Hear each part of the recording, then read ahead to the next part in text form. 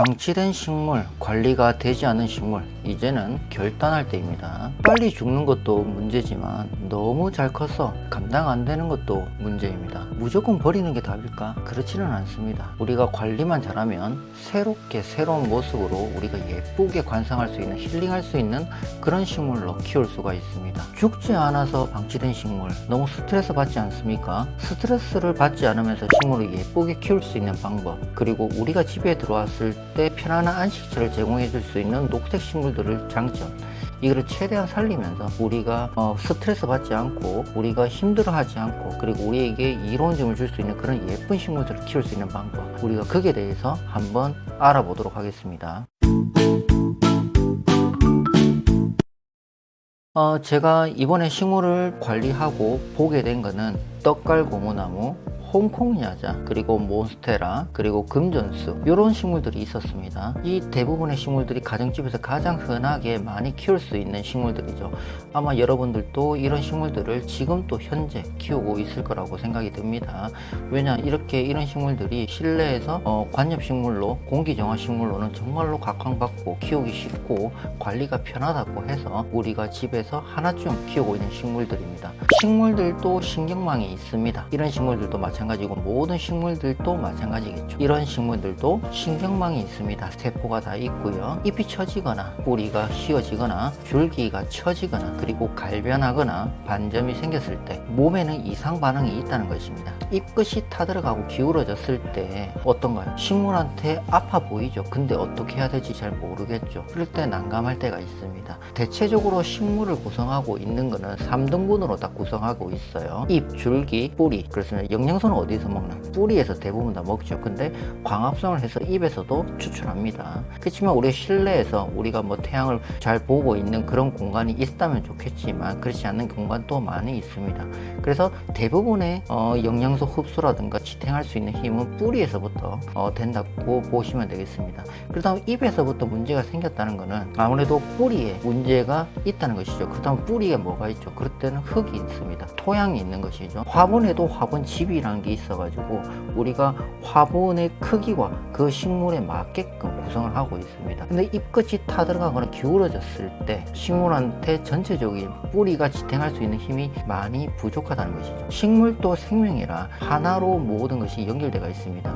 그렇다면 잎에 문제가 됐으면 줄기부터 해가지고 뿌리까지 문제가 있다는 것이죠. 잎끝이 노랗게 타거나 성장이 멈췄다면 우리가 살고 있는 집이 있다 라고 생각이 들 수가 있습니다. 그래서 이제 보통은 화분을 좀 더 키우거나 아니면 흙 배양토를 바꾸거나 그리고 거름을 추가하거나 영양제를 추가하거나 이렇게 해서 대체적으로 해결을 하려고 합니다. 그렇지만 이 환경이 도와주지 않는다면 이런 모든 조치들이 물거품이 될 수가 있는 것이죠. 그렇지만 식물 하나하나의 특성에 따라서 한번 좀 더 구체적으로 같이 알아보면 좋지 않을까 싶고요. 그래서 지금 이게 보고 있는 것은 떡갈고무나무입니다. 떡갈고무나무는 아무래도 이색적으로서 그리고 잎이 큼직큼직하면서 이국적인 식물이라서 사람들이 상당히 많이 키워요. 쓰러지는 생명이 기둥을 세울 수가 있는 것이고 그리고 쓰러지는 줄기가 아무래도 지탱할 수 있는 힘이 많이 부족할 수도 있습니다.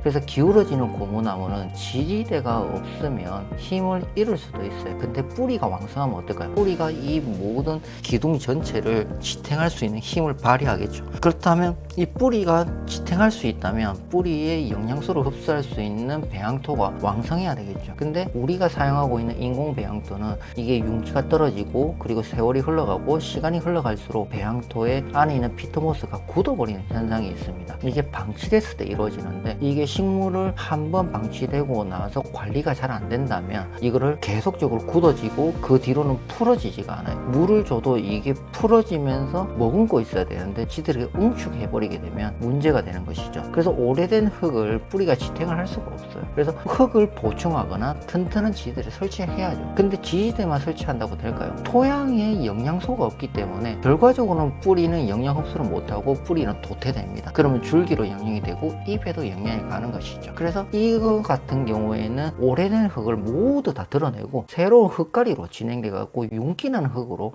지탱할 수 있도록 꼭꼭 다져주면서 뿌리를 꼿꼿하게 세워주는 것이 가장 좋다는 것이죠.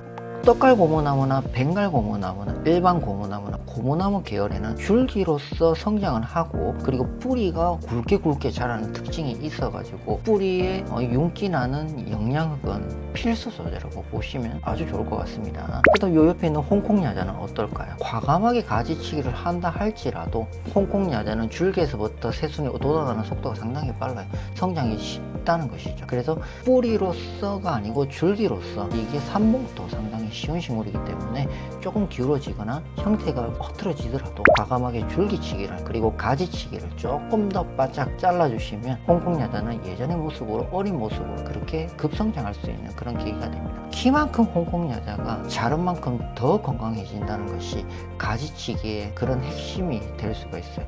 무조건 모든 식물들이 가지치기를 한다고 되는 것이냐?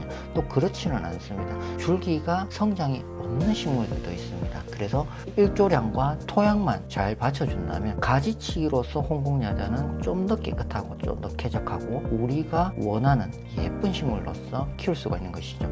생장점을 잘라야 옆에 있는 잎들이 풍성해지는 그런 특징을 갖고 있고 가지치기는 식물에게 새 숨통을 열어주는 배려가 될 수가 있습니다. 그렇기 때문에 홍콩 야자는 가지치기를 과감하게 해서 좀 더 크게 새로운 순들을 예쁘게 아기자기하고 풍성하게 연출할 수 있는 그런 효과를 볼 수가 있습니다. 지금 또 옆에 있는 몬스테라는 어떨까요? 몬스테라는 정말 이국적이면서 어린 모종도 있지만 큰 모종도 있어요. 그렇지만 중구난방으로 커버리게 되면 성장이 너무나도 큽니다. 그래서 몬스테라는 덩굴 식물이거든요. 그래서 공중 뿌리가 이렇게 휘감고 올라가요. 그렇다면 제멋대로 뻗어나가는 몬스테라 지지대 하나로 갤러리를 만들 수 있을까요? 왜 보통은 지지대를 여러 개를 설치해서 꼿꼿하게 올라갈 수 있도록 옆으로 뻗어나가는 것을 막아줄 수 있도록 그렇게 만들어주는 것도 하나의 묘미가 되고요. 그리고 어느 정도 일정량만큼 떨어지게 되면 공중 뿌리들이 많이 발생됩니다. 그렇다면 줄기치기를 해서 이거를 물꽂이를 하거나 아니면 삽목을 하거나 해서 번식시키는 것도 하나의 방법이겠죠.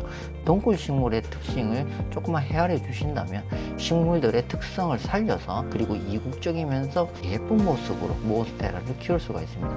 수영을 잡아주는 것이 식물한테 있어갖고 자존심을 살려주는 길일 수도 있습니다. 우리가 꼿꼿하게 성장하고 싶은데 이걸 억누르고 있으면 오히려 더 식물들이 도태되고 그리고 퇴화될 수가 있거든요. 성장을 촉발할 때, 급성장할 때 우리가 좀 더 이제 옆에 있는 가지들을 좀 더 잘라주고 그렇게 한다면 식물들이 좀 더 클 수 있는 매개체가 되겠죠. 식물이 잎이 3장이 있을 때랑 5장이 있을 때랑 10장이 있을 때랑 흡수하는 양이 영양분을 필요로 하는 양이 다르지 않겠습니까? 우리가 어릴 때 먹는 식사의 양과 우리가 성인이 됐을 때 식사의 양이 다르듯이 식물들이 그 2배, 3장이 있을 때 잎에서 6장이 있을 때 잎은 2배의 차이가 납니다.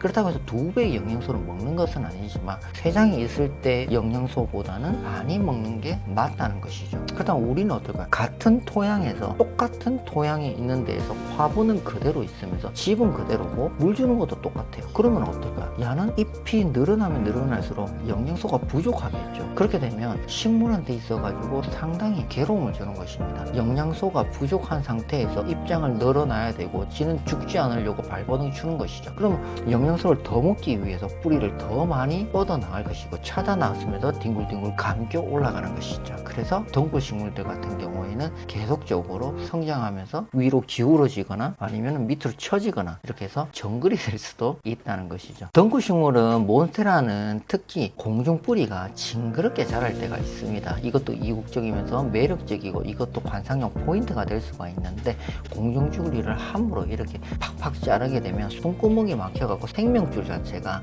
절단될 수가 있어요. 그렇다고 해서 우리는 미관적으로도 중요하잖아요. 뿌리가 이렇게 많은데 어떻게 해야 되나? 그렇다면 위에 있는 뿌리들은 절단해 주세요. 그러니까 무조건 공중 뿌리라고 해서 숨통에 막히고 그러진 않아요. 뿌리가 하나의 일체형이라고 묶여 있다고 했잖아요. 신경망이 연결되어 있어요. 그렇다고 해서 위에 뿌리를 공중 뿌리를 절단한다고 할지라도 밑에서부터 흡수할 수 있는 영양소가 생기기 때문에 이것이 무조건 죽는다 이렇게 생각하면 어렵다는 것이죠. 그리고 그건 절대적으로 맞지도 않는 얘기고요. 그렇다고 해서 공중 뿌리를 무조건 절단하느냐? 그건 아니죠. 그렇지만 우리가 미관적으로 관상용으로 우리가 너무 징그럽게 키울 수는 없지 않겠습니까? 그리고 우리가 식물을 키우는 이유 중에 하나가 무조건적으로 성장을 극대화하는 것보다 우리 집에 맞게끔 우리 집에 안정적으로 맞게끔 그럴 때 구성하는 것입니다. 금전수가 있습니다. 금전수는 어떤 식물이죠? 금전수는 뿌리마다 구분이 달려 있고 그 속에는 하나의 물탱크가 있는 것처럼 수분기를 머금고 있는 식물이라고 보시면 돼요. 금전수는 물을 줄 때 아무래도 다른 식물에 비해서 물을 작게 주더라도 금전수는 정말로 오랫동안 성장할 수 있는 매개체 자체가 물을 머금고 있는 식물이기 때문입니다. 물을 저장할 수 있는 능력이 있는 것이죠. 금전수 뿌리를 뽑아보시면 안에다가 동글동글한 감자 같은 것들이 딱딱 보여 있는 것들이 있거든요. 화분 속에 얻어 꽉 찬 뿌리에 괴경이라고 해서 물탱크를 확인하는 모습이 보일 겁니다. 아마 이게 뿌리를 이렇게 분갈이를 하다 보면 금전수를 탁 뽑아보잖아요. 그러면 그 밑에 둥실둥실한 감자 같은 것들이 뭐 있어요. 그게 바로 괴경이라고 해서 물탱크 역할을 하는 물주머니 같은 그런 담아내기라고 보시면 될 것 같아요. 썩은 뿌리는 툭툭 잘라주세요. 그래서 이제 겨울에 냉해를 입거나 그 추위에 약한 게 수분기가 몸의 체내에 항상 유지하고 있기 때문에 그래서 조금만 온도가 떨어지더라도 금방 픽픽 쓰러지는 게 그 금전수는 따뜻한 아열대지방 식물이라고 생각하시면 딱 좋을 것 같아요. 금전수는 썩은 뿌리는 정말로 톡톡 쳐서 정리를 빠르게 하셔야 돼요. 그렇지 않으면 정리를 빨리 안 하면 금전수는 이제 무름병이라고 해서 이게 전이가 됩니다. 그래서 번져요. 그러면 한 뿌리가 이게 무름병에 와가지고 그대로 있잖아요. 그러면 옆으로 번지면서 이게 전이가 돼서 결과적으로는 전체 뿌리가 썩어버리는, 그래서 썩을 때 냄새도 상당히 많이 나거든요. 아마 집에서 금전수 안 키우신 분들은 없지 않겠나 싶은데 그래도 이렇게 관리할 때 그리고 분갈이를 할 때 포인트를 좀 잡아주시면 상당히 좋지 않을까 싶습니다. 그래서 금전수가 작다면 금전수가 성장을 많이 하잖아요. 그러면 금전수 뿌리도 상당히 많이 발생됩니다. 그러면 작은 화분에서 큰 화분으로 분갈이를 해서 배수가 원활하도록 물이 고여 있으면 안 됩니다. 금전수는 배수가 잘 되는 토양으로 해서 배수가 잘 뽑아내게끔 원활하게 해주시면 상당히 좋을 것 같습니다. 보통은 방치되어 있는 화분을 분갈이를 하거나 가지치기를 하거나 그리고 영양제를 투여했거나 이렇게 하고 나면 한 3, 4일 정도 햇볕을 바로 보지 않고 조금 이제 반그늘 쪽이나 그늘 쪽에 이렇게 잠시 배치해 놨다가 식물한테 있어 갖고 안정기를 좀 주시는 것이 스트레스를 덜 받는 핵심 중에 하나라고 생각하시면 좋을 것 같아요. 식물을 분갈이하거나 가지치기를 했을 때 식물도 동물하고 똑같이 휴식기가 필요합니다. 식물한테 있어갖고 휴식도 필수입니다. 분갈이를 하고 가지치기를 하고 그리고 영양제를 주면서 거름을 주고 뿌리도 절단했다면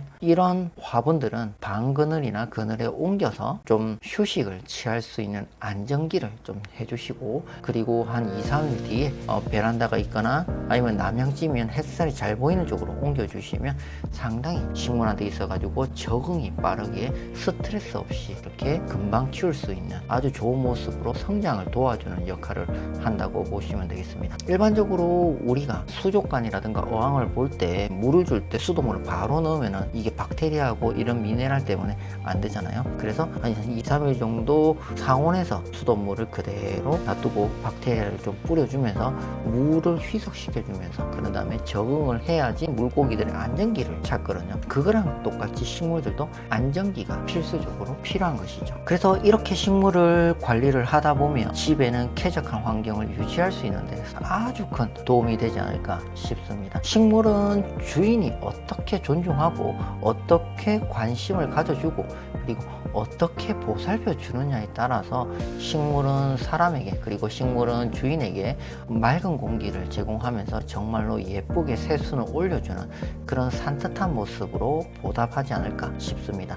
반려동물도 마찬가지지만 반려식물도 가족과 같습니다. 일상에 바빠가지고 방치되어 있는 식물들한테 한 번만 더 관심을 가져주시고 물을 한 번 더 뿌려주시면서 그리고 스프레이도 한번 뿌려주시고 오늘부터 한번 관심을 좀 더 가져주시면 좋을 것 같습니다. 식물을 키울 때 있어가지고 너무 어렵다 생각하지 마시고요. 그리고 조금만 더 관심을 가져주시면 예쁜 식물 키우기가 되지 않을까 싶습니다. 초록 기운이 가득한 하루 되시고 식물 키우기 고민 너무 하지 마시고요. 쉽게 예쁘게 키울 수 있는 그런 날이 됐으면 좋겠습니다. 감사합니다.